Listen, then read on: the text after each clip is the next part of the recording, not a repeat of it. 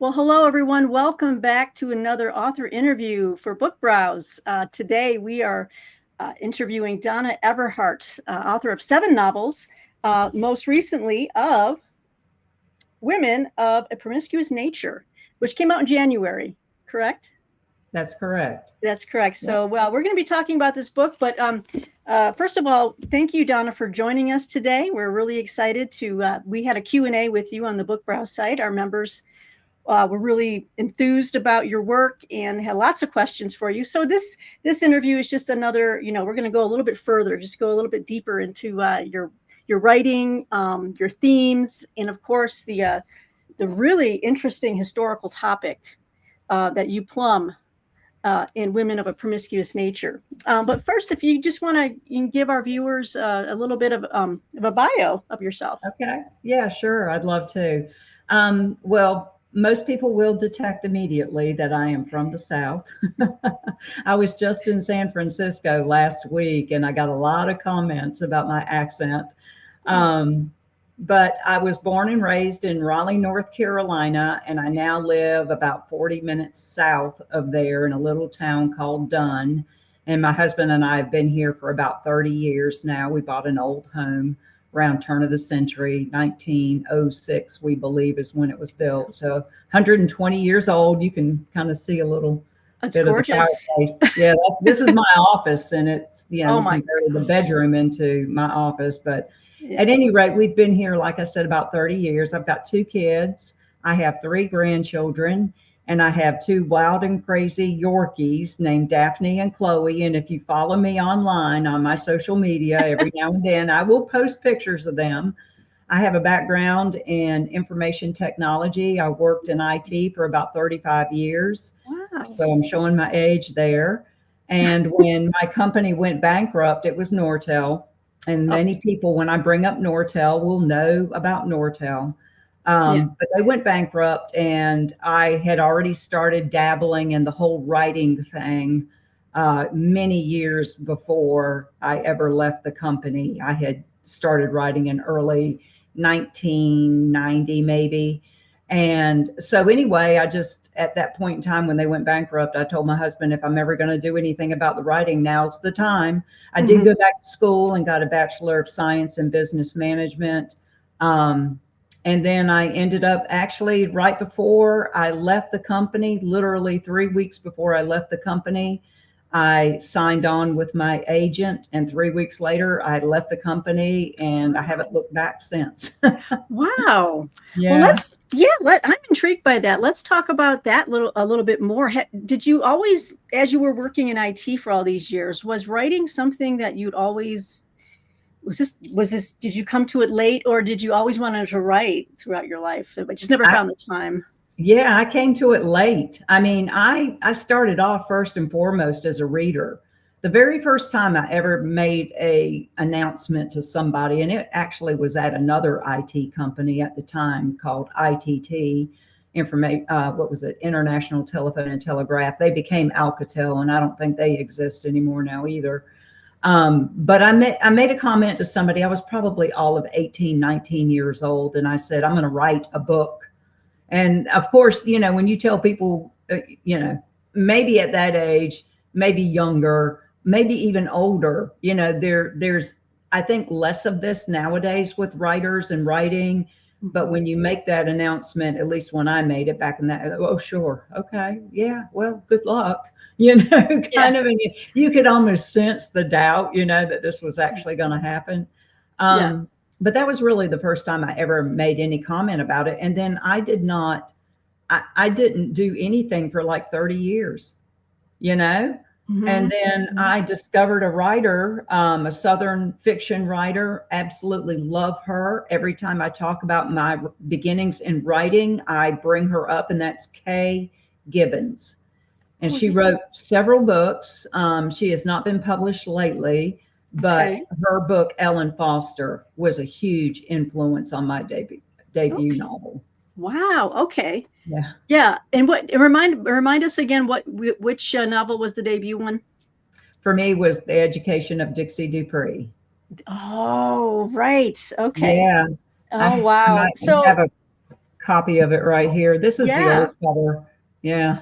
Oh my So that's goodness. the old cover. It's Yes. got a new cover now. They repackaged all of my backlist books with these beautiful covers. Oh yeah, they do such a wonderful work with the graphics. Yeah, they Um, do. so like, and when was that published? So like, you've cranked out 7 novels in how many years? Well, so The Education of Dixie Dupree came out in 2016. So this year is the 10-year anniversary of that novel. It came out in November of Wow. 2016. And I'm going to say this, and here's the backlist repackaging of it. Okay. I'm Nice. going to say this. When it came out, I was so ignorant. I didn't know, what was happening. It's like I just knew I was getting published, and I was so excited. And I'd learned from my publicist that it had been selected as an Indie Next pick by the American Booksellers Association. So I was going into the Southern Independent Booksellers Alliance, SEBA, their trade show for the very first time as an Indie Next pick. And I was just kind of going along, I didn't know how big a deal that was. And people had to tell me, do you know how big a deal that is? And I was like, no, so I was so naive, but yeah, 2016, that book came out. Wow. Well, congratulations on the anniversary. Thank you. Well, let's get into your most recent novel, because it is just a breathtaking work of not only just beautiful characters and prose. The history behind this book was I was blown away, because first of all, let me just put out there that I love all of our historical fiction authors who just bubble up topics that most of us don't even know about. Yeah, and I have learned about things in American history from fiction writers. The amount of things I've learned in the last few years has been really astounding. And what you present in The Women of a Promiscuous Nature is something called the American Plan. Yeah. I had never heard of this. So could you sounds so patriotic. Oh, yeah, but that is anything but. Can you talk a little bit about how you discovered this little known aspect of our history and how that kind of evolved into your desire to write about it? Yes. And the beginning, this kind of a question, and I get this question a lot, is always, I always get excited about talking about it. I think I could talk about this book for the next 10 years and not write another one, but that's not the way it works, Yeah, right. I was absolutely blown away when I discovered this, and I started asking questions like of my agent, have you heard about this? And then I asked no. And then I asked my editor, have you ever heard of this? And have you ever heard of these farm colonies? And it was a no. So when you talk about how you did not know about the American Plan, and I'm going to explain where that came from, 99% of the people that I have presented this book to so far knew nothing about it. When I do these book events, I will get the rare hand up in the audience. And sometimes they are history majors, or, I don't even know how they would have come across it. One of the other things that I have discovered while I've been promoting the book is that a lot of people will confuse the topic of what I am trying to convey in my story with eugenics and sterilization. Okay. And all of those programs that were blended in with this American Plan. And that's not what my book is intended to focus on, although there are some sterilizations that take place in the book, because that was just kind of part and parcel of the reform that was going on with these women. So where the American Plan came from and how I came upon it was literally, I am starting off over here in my research. I had just read The Nickel Boys by Colson Whitehead, which is an outstanding book. It's hard to read, but those are the kind of stories that I like to read, and those are the kind of stories that I like to tell. Okay. So I will say to the audience, when you read a Donna Everhart book, expect a gritty, tough read. And I always try to have some hope in my stories in some capacity. So I will say that too. I I may not end my books in the way that people would expect, but what I did specifically with this book was stick to the history. And I mean, I did not veer off. And so that may be another thing when readers get into it that readers may find hard to believe is like, did this actually happen? I've had many people say it sent me down the rabbit hole of research because I had never heard of it and I never thought that this could happen and I didn't know that they would do this, etc. Treat them with these drugs, etc. So I had read Colson Whitehead's Nickel Boys, and I thought, well, I think I want to write about a girls' reform school instead, because he wrote about a boys' reform school, and that wouldn't have been the first time in history that that had been done. I mean, there's other books out there, and I think the angle that ended up giving me my topic, this unknown topic, is I didn't want to write about the girls being in the reform school. I actually wanted to write about how they ended up there. Okay. And so that's what I Googled. I was Googling things like, what were the reasons young girls were sent to reform school? So the first book that I used in my research and that I ran across was this book here. And it's called Bad Girls at Samarkand. And this is a nonfiction book. This is sexuality and sterilization in a Southern juvenile reformatory. Wow. And so this book, this place, Samarkand, is literally like about an hour and 15 minutes to my west. Oh, no way. So it exists. And today it is used as I believe it's a police training facility, but the buildings are still there. And so I got this book and I started doing my research on it, and I was just kind of blown away about the topics in there, because it is definitely about sterilization and eugenics in that book. But I kept plugging away and just continuing to look up, why were girls sent there? Well, a lot of during this time frame that we're talking about, because my book takes place in 1941, and Samarkand, the era that is being written about here, is like in the late 1920s, 1930s. And so what I found out in that story is that the girls there were sometimes turned in because they were seen to be running the streets. And now some of these girls were as young as 8 years old. And then they had some that were older, maybe 14, 15. They were, terminology back in that day was very, the words that they would use have probably been banned, from common use today, like words like imbecile, words like moron, words like a delinquent, juvenile delinquent. Now, juvenile delinquent is kind of a common phrase, I think, still used, but to go around and call somebody, diagnose somebody as an imbecile, or to diagnose them as being a moron. But these were considered the medical terms of the day. So there are other categories too that I can't bring up in my head right offhand. But so that started it out. Well, then I was kind of getting into a little bit of that running the streets, parents having difficulty getting them to. So eventually I ran into a particular word that literally just kind of blew the doors open for me. And that word was prostitution. And as soon as I looked up prostitution, I ran across this law that was passed by Congress in 1918 that was called the Chamberlain-Cahn Act. And the Chamberlain-Cahn Act was federal law. And then it was, as most laws are, they're sent down to the states to manage.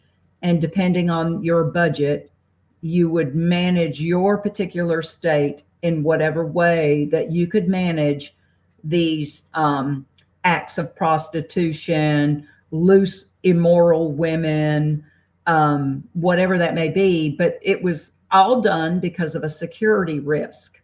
So they were passing the Chamberlain-Cahn Act back in 1918 because the government had discovered that something like 16 to 18% of men in the military were infected with some sort of venereal disease. And so they were looking at prostitution. And so they put a 5-mile perimeter up around all of these military bases.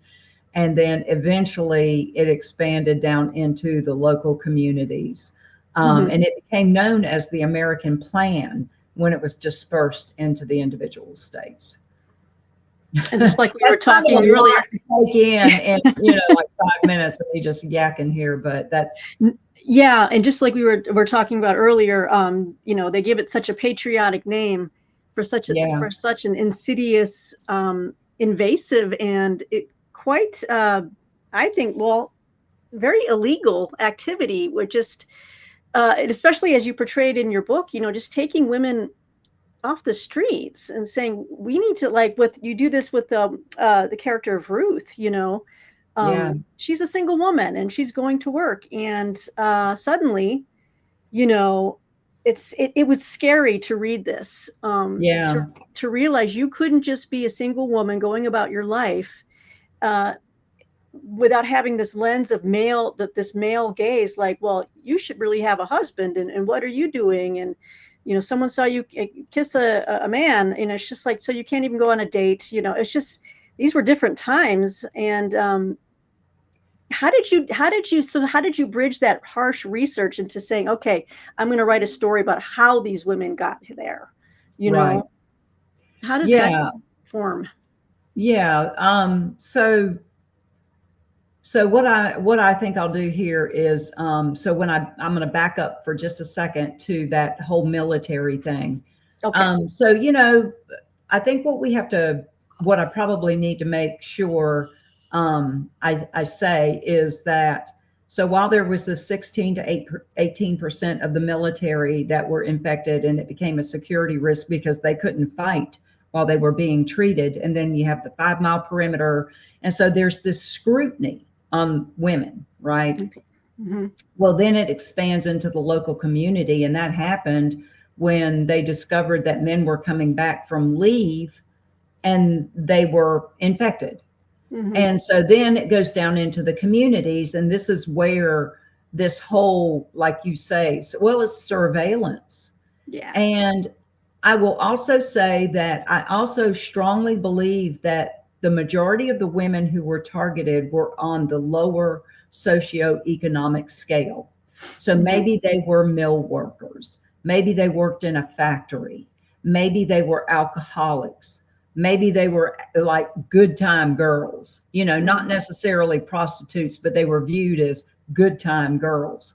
I mean, I think we could all be accused of that, because I don't know about you, but when I was a teenager, I was like, probably going a little bit wild and making my parents nervous, Sure. I mean, so we've all had that age, and of course it was allowed with boys, they're just sowing their wild oats and whatever, but that wasn't allowed for the female population.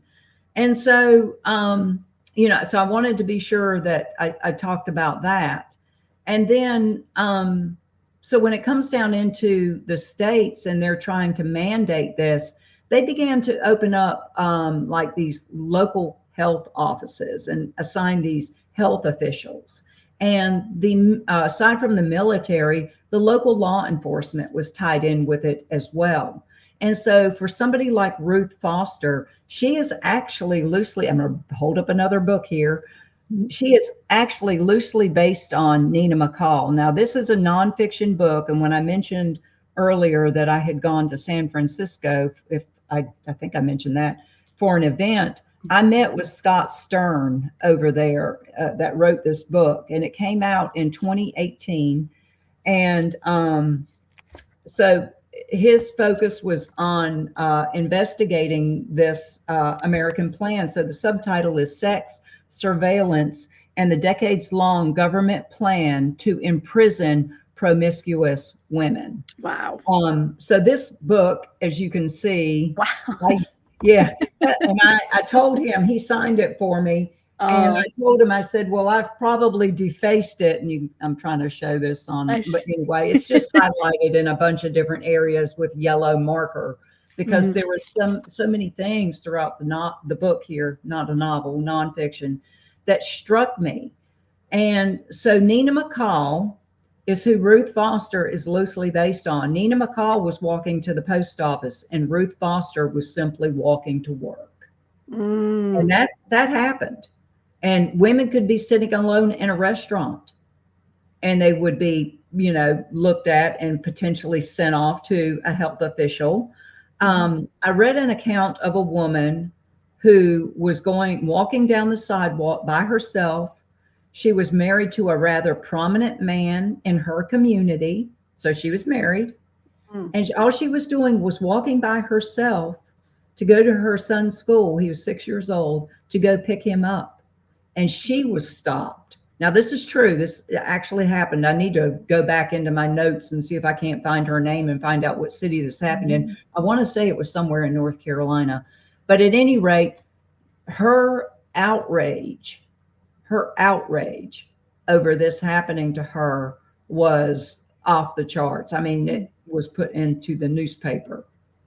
Her incandescent rage, I bet. Yes, exactly. I mean, gosh.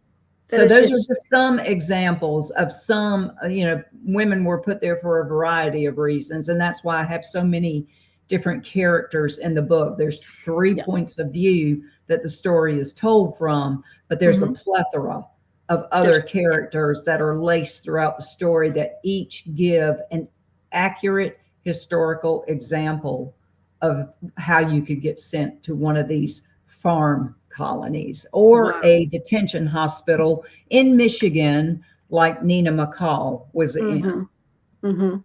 I'm curious because if you see me looking down, I'm writing down these titles. I'm a big history reader. I love reading these type of books. So I'm going to be looking them up. Did Scott Stern read your novel? And did he? He did. What were his thoughts on it? Was it He said, we were in conversation together at the Mechanics Institute Library over in San Francisco. It, to me, was like a one-of-a-kind sort of, I don't know, very, very special type of event, And he said I had done an outstanding job of turning his work of nonfiction into a work of fiction. And, again, the audience there, nobody had heard of it. And it sort of resurrected the life again for The Trials of Nina McCall, his book. He said it just really excited him to know that 8 years after the book had come out, it was still getting talked about and still being read. And I told him, I said, well, if you notice a bump in your book sales, I said, because I'm telling everybody about it, and I think and Karen's book too, Karen Zip, who wrote the Samarkand book. Yes. Every time I do an event, those are the books I hold up because those were my go-to research nonfiction books. Outstanding. Well, I hopefully they'll be getting another bump after this interview. I know I'm going to be looking at both titles. So yeah, and you kind of already, I was going to transfer into just talking about your characters. And one of my questions you already answered, were any of your 3 main viewpoints, 3 main characters, based on historical figures? So we know that Ruth is, but let's talk about how the story kind of just, begins. And of course, we're not going to be doing any spoilers here on this interview. So we want you to go out and read Women of a Promiscuous Nature. But the viewpoints alternate between 3 main characters. And of course, there's a plethora of just engaging and finely drawn characters, supporting characters that are, throughout the novel. But we have Ruth, and we have Stella, and then we have Dorothy Baker. And I really want to explore that angle too. Yeah. Because if you think like women united, power to women, well, Dorothy Baker would be one that would say, we're not all on the same side. That for finger different right. Yeah. If you want to talk about how you came to create these 3 characters, I can understand with Ruth kind of mirroring the real life of Nina McCall in a way. But let's talk about Stella.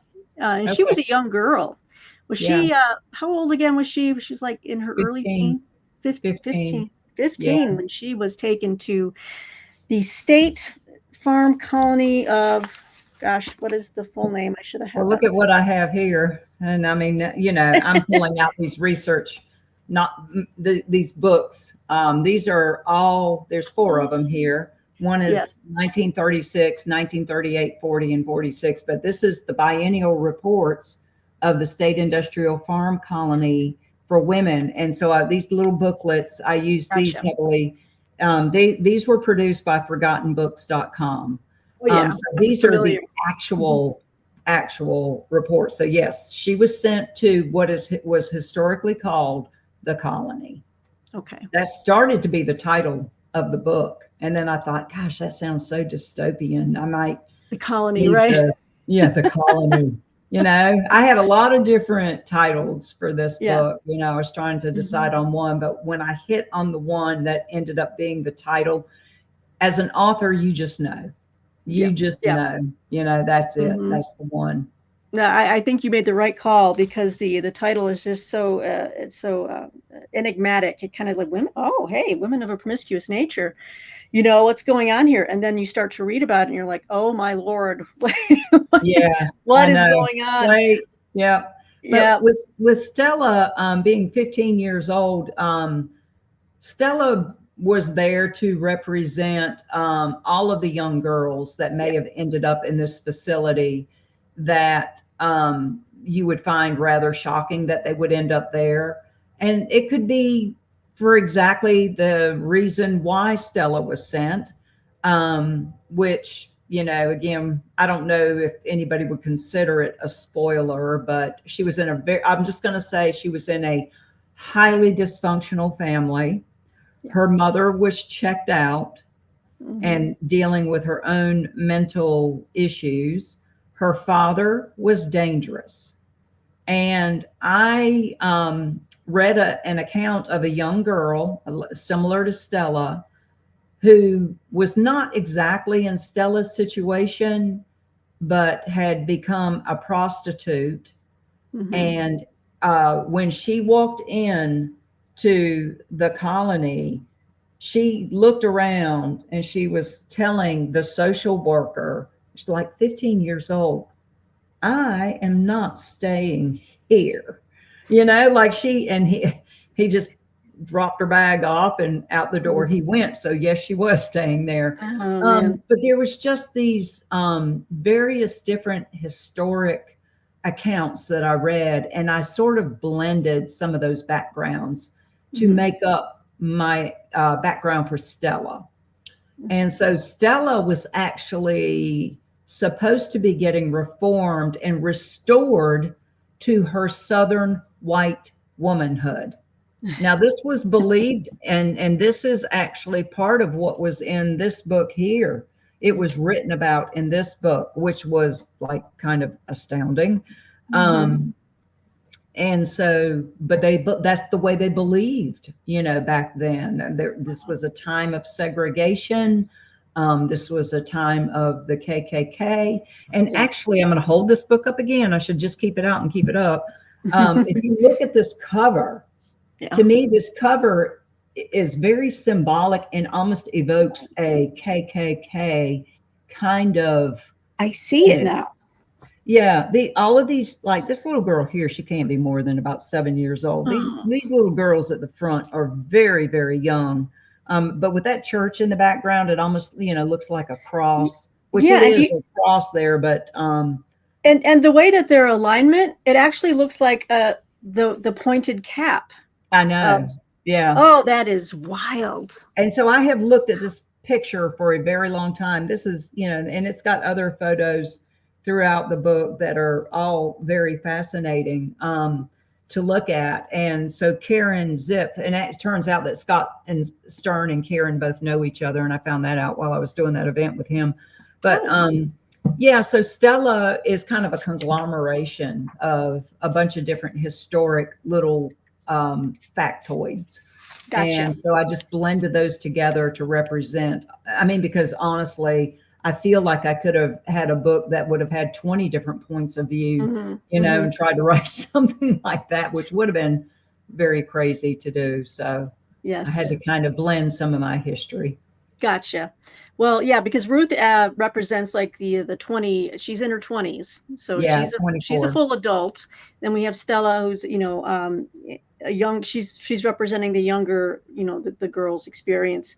Now we have to talk about Dorothy Baker. And it's I like how interesting. you say that. I have to talk about Dorothy. We have to. Yeah, I know. She We is an do. enigma to me. Yeah. Something I noticed that you did in each of the chapter headings, and I don't know if there's a reason for it. So when chapters alternate, you'll have, chapter 10, Ruth, chapter 11, Stella, and then you get one for Dorothy Baker. It's not Dorothy, it's Baker. Yeah. And yeah. Was there a reason for that? Were you trying to say, hey, she's not one of us? I don't know. Like, why did you choose to just identify her with her last name? Well, there was a little part in the book, and this is going to sound crazy. Okay. This is going to sound crazy. If I remember what I wrote, I mean, it's like this book was being written back in 2022, 2023, and probably a little bit into 2024. So, I mean, after so many years goes by, and even though I talk about the book all the time, there's these little, I get a different question, with every event. And sometimes I'm just like, did I write that? I think I wrote that. But there, I believe, is a little small part in the novel that talks about how the girls start off calling her, maybe in one instance, like Mrs. Baker. And then one of the characters, it may be Lucille Griffin, I can't recall, just calls her Baker because she doesn't believe that she should give her that respect. She's just known as Baker. Gotcha. And so the whole thing with excluding her first name was, for me anyway, to just almost give her that militant sound, because that's how she was. She was very militant in her approach to reform. Yeah. So that was really kind of the reason. Gotcha. And that makes complete sense now that you explained that. And just for the viewers, we'll let you know that Dorothy Baker, she's a superintendent, right? Yes. Yeah. Yeah. So, and in the beginning, you realize, oh, she might have had a little bit of a naughty girl history. That's teased, like because of something that happened to her when she was younger. It's hinted at, and it's just wonderfully drawn out and expanded on in the novel. But so let's just talk about like what happened in a typical colony. Obviously there was a lot of work. There was a lot of like agricultural work. There was, but there were other things going on too. Do you want to just touch on, without, giving away a lot of the insides of the novel, but just talk about what would happen at these places? Yeah. Well, so you were given a schedule. And when I talk about what happened at these places, all of this comes from historic fact. And again, these biennial reports were priceless, and they really gave me some insight into how not only the other two books too. I mean, there were literally schedules printed out in those. But I got a really good sense too for what was going on, because the superintendent would submit their report and it would go to the General Assembly of North Carolina and to the governor. And so they would requesting appropriations, requesting money, to be able to run it. Well, they were also using the women to help run it, the women and the girls. So it was like free labor. And so they would, this was part of the reform work that they were tasked with doing. So some of these women would come into these facilities, for instance, and maybe they did not know how to run a household, and maybe they did not know how to clean properly. But all of these things, what they would say was the good, hard work of a woman was to be instilled into these women. And so they would help with crops. They would help with dairy cattle. They would milk cows. They would gather eggs. I mean, literally, it was called the Industrial Farm Colony, and it was run like a farm. But they would learn to can and to put up this produce. They sold it, probably to farmers markets or into the community to help raise the funds. But there was also vocational type classes. There was reading, writing, and arithmetic. So there was schoolwork. One of the questions that I always ask at events is if people think that institutionalization is a good thing or a bad thing. And the answer that I get a lot of times is, I would say just as equal to a good or a bad answer is a gray area. They don't know. And the reason for this, and the reason I ask it, is because no matter what happened to these women while they were in this facility, in some ways, some of them were helped. And what I mean by that is they could not afford to be seen by a doctor, and a doctor came in and treated them for hookworm, treated them for something known as Vincent's disease, which is trench mouth, gave them dental plates, and then, of course, treated them for the diseases that some may have had and some likely did not have. Right. And so day in and day out, they were put on a schedule, and their schedule involved working for the colony and doing those things, as well as learning how to sew and how to keep house, and being seen by doctors and psychologists, etc. Wow. Well, yeah, and that's the other aspect of the novel too. It's like it was a refuge in many ways for some of the girls there. They were able to get some type of medical treatment that was necessary. But it wasn't. It's not the same as being free, and they were definitely not free in that environment. Yes, I think that's one of the things that I want to point out that sets this novel apart from many of the other novels that have been written about either eugenics or sterilization. That is the main thrust of what the book is about. It is about the fact that local law enforcement, the military, or public health officials could surveil women, pick them up, and hold them against their will. And all of this was done without due process. They were never put before a judge. They were never arrested on formal charges. They were not given their day in court. They were just sent away. Now, there's other things that happened to women through the course of the decades where very similar things happened. Probably the saddest stories are when your family did it to you. For instance, if they happened to turn you in because they felt like you were, as a young girl, not behaving appropriately. But look at the young women who would get pregnant and would be sent off, to a home somewhere to have their baby and have to give up their baby. And then they would come back and they were expected to act like nothing had ever happened. Yeah. And there are books that are written about that. But the one thing about women of a promiscuous nature that makes it subtly, but yet boldly different from the other novels out there is the fact that it is about the mass incarceration of women held without due process. That is, and this is tens of thousands of women. God bless. And so that kind of gives the lie to the idea that women have been we're so liberated, but this was still kind of recent. This happened in 1941. Yeah. Or it actually kept happening. There's the Industrial Farm Colony for Women that was in Kinston, North Carolina, which is actually about an hour and 15 minutes to my east. So I live sandwiched in between, both of these facilities, between Samarkand and a colony. Wow. But let me see if I can get this real quick. So this is another, just a little bit of paperwork here that I used in my historic research. So this was actually a historic architectural resources survey report. And out of all places, I located this, which is this lady here. Her name was May D. Holmes. So she actually became the super when integration took place.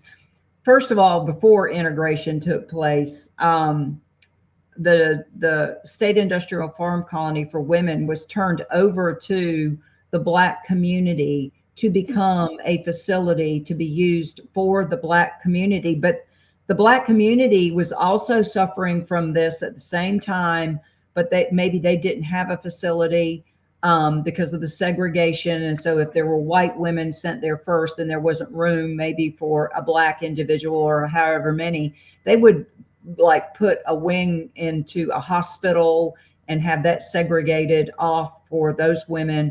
But anyway, the colony ended up being turned over in 1946 to become the Dobbs farm or Dobbs school.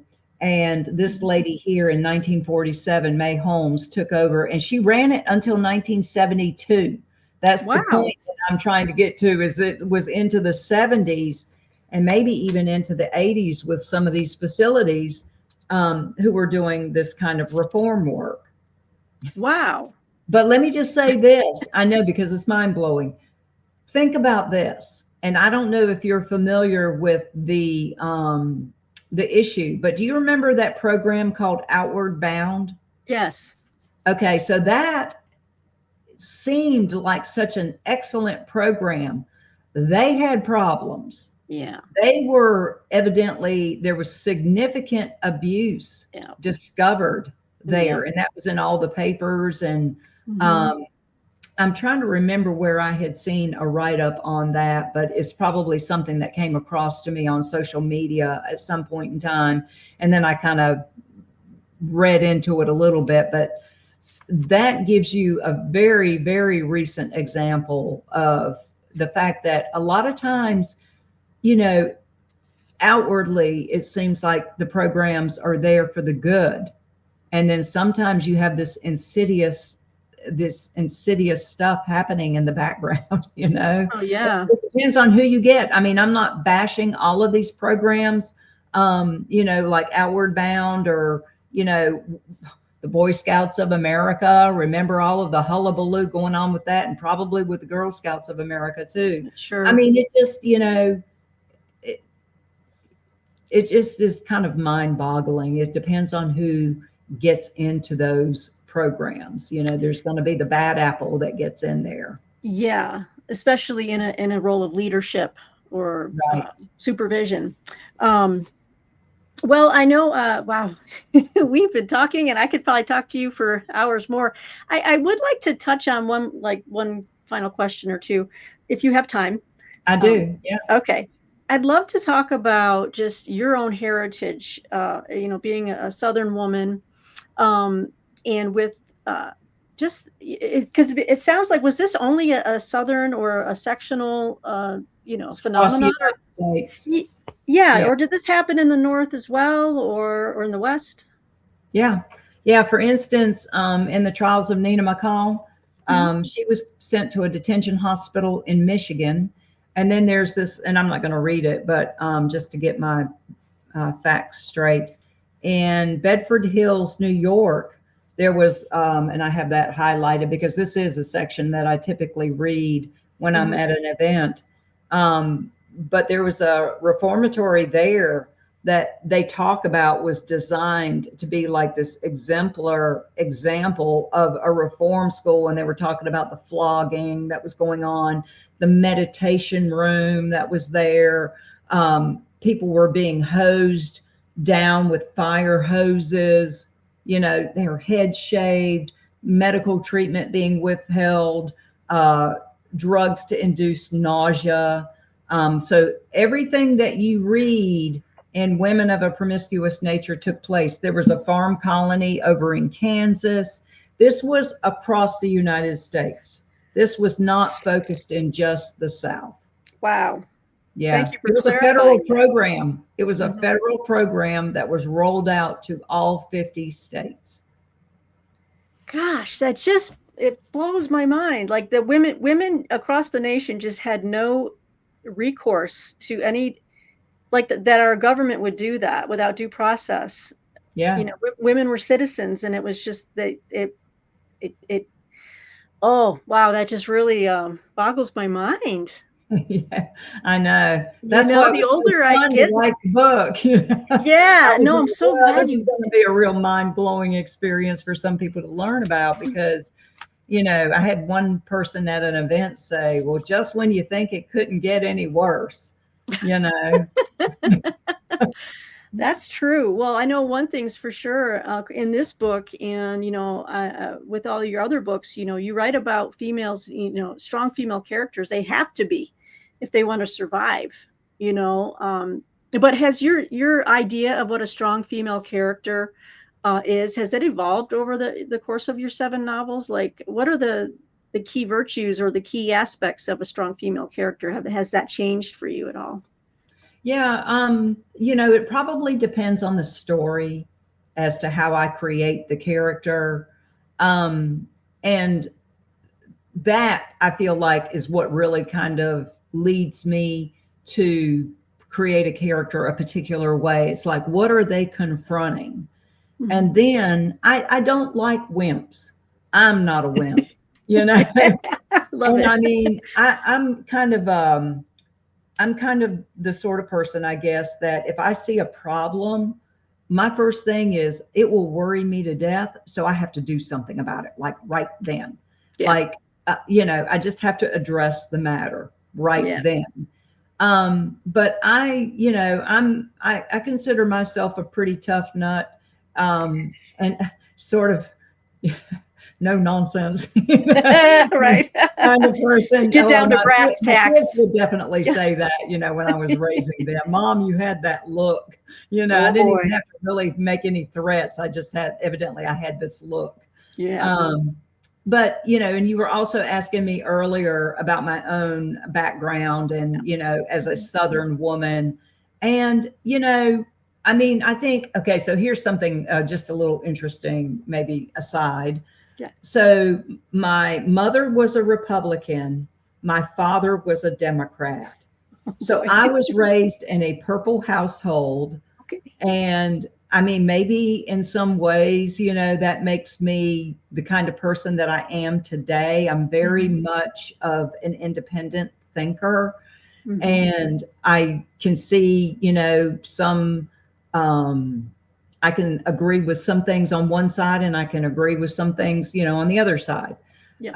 And there's nothing about any of that that makes me feel, very, very, very, just kind of crazy in one direction or another. I just like to know the facts and make up my own mind about things. So my father, being a Democrat, here in the South, that was, he never, my father, and he passed away in 2015. Mhm. He was just a very sweet and very mild and calm man. And I never heard him cuss, not one time. If he felt strongly about something, his favorite phrase was, and this again is kind of funny to me, he would say that John Brown, whatever, and John Brown is a historic figure, Yeah. that he Yeah. would say that John Brown, such and such, So that would be, the level of anger that you would get from him. But as Wow. far as like my own background as, this as being in the South, I've always just been kind of one to stay out of the fray. I was bused so back in the day, it used to be called junior high school. So we started it in 7th grade, not 6th grade like they do now. So Okay. 7th, 8th, and 9th grade, for me is when integration began. And I was bused to a predominantly Black school all the way over on the other side of town. Mhm. And I'll be honest, those were some of the best years of my life. Mhm. I made so many new friends and everybody just kind of got along. It was great. I mean, it was like, just of course, you go to any new school. My brother had gone to this school for 1 year and then he got bused right along with me. So we were just kind of in those times. Yeah. This was like Mhm. 1972. Mhm. And, but we just went with it because with the flow of it because we were kids. you Yeah. know? Yep. So, You, you know, yeah. really a lot for me to really talk about because I was raised in such a kind of a quiet household, believe it or not. No. My parents used to joke about it like, well, should we even go vote because your vote's just going to cancel out my vote, you know? And of course they That's right. would go, they did go vote, but you know what I mean? Can you Right. imagine? Yeah. Oh, well, that sounds like a lovely, just a lovely, upbringing, just It having that was. type of balance, and It was uh, very idyllic. I mean, I had oh, a great childhood. I oh, did. that's great. I'm glad to hear that. But so let's end on this note. But first of all, I just want to encourage everyone to please check out Women of a Promiscuous Nature by Donna Everhart. It is an amazing book. You are going to feel things when you read this. Let me just tell you that. There's going to be a lot of emotions going on. Of course, I have to end on this, though. What is your next project? Are you working on a new novel?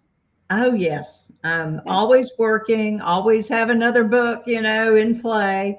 Yeah. So I recently just signed a new contract. It was actually at the end of last year, probably around the fall of last year, for 3 more books with Yay. Kensington. So, yay, I was very Yes. excited about that. So I'm working on book number 8 right now as we speak. It is essentially finished. I'm going through the self-editing process. Coming off of a book like Women of a Promiscuous Nature is kind of tough. And so I wasn't sure what to write about, and I really struggled with my next topic to find something that would be as compelling. I ended up, I'm going to be writing about something that has been written about before. It's not going to be anything new, but I Okay. feel like, all authors know that we all bring something new and fresh to a story, no matter what the topic is. So mine is going to be about eminent domain, Oh, and it's going to be set in Western North Carolina, and it's about the building of Fontana Dam. And so the first land grab, the big land grab that came in North Carolina was during the Great Smoky Mountains National Park when that was implemented. And a lot of land was taken through eminent domain from generational family land that was owned. Well, then the Fontana Dam came along later, about a decade later, I think. And the same thing was happening again, and this is dealing with the Tennessee Valley Authority and the wow. Aluminum Company of America. But it's got 4 different points of view, challenging myself again. But essentially, it's about a 72-year-old woman named Merle Rutledge who is losing her family land and she doesn't want to leave. And so she's kind of trying to hold out. It's a losing battle. I mean, she is going to lose her land, and that's not a spoiler. But that's essentially what it's about. And it's also about the people that know her that are like her brother. He has a completely different viewpoint of their homeland, their family land. It's a little bit about his better half, his significant other. There's a viewpoint that she has. And then it's Chester Hurt, who is another character who is kind of my antagonist. Although you could say the TVA is kind of an antagonist Yes. too. And he's a very strange and different character. And I killed him off like 3 times and kept bringing him back. So he's in the book. Yeah. But that's essentially what it's about. It's about eminent domain and kind of centered around this older woman having to lose her family land and how she has difficulty assimilating off of the mountain. Gotcha. Wow. Well, I can't wait to read that when that comes out. Do you have well, I don't want to ask the title or anything. I know those things are in the works, Yeah. I have a That's title usually, for it. Whether or not it stays, we'll see. So I don't mind telling you it's called A Valley So Wide. oh, that's lovely. Yeah. A valley so wide. Well, let's hope that the publisher won't want you to I've change only it had or that anything. happen one time where my title got changed. Most of the Oh, titles I've been able to keep. okay. Well, that's a pretty good record. Yeah. That's Yeah. a pretty good It record. is. Well, again, thank you for joining us today, Donna, for our Book Browse author interview. Again, audience, you're not going to be disappointed with her latest release, Women of a Promiscuous Nature. It is amazing. You're going to learn so much, and you're going to kind of look at history, American history, a little bit different, I think, after reading it. So thanks again for joining us today, Donna. And we hope to have you back when your new book comes out. Oh, thank you so much. I would love to come back. I appreciate it. We will. So stay tuned, everybody. But thanks again, and we'll see you next time here at Book Browse. Thank you.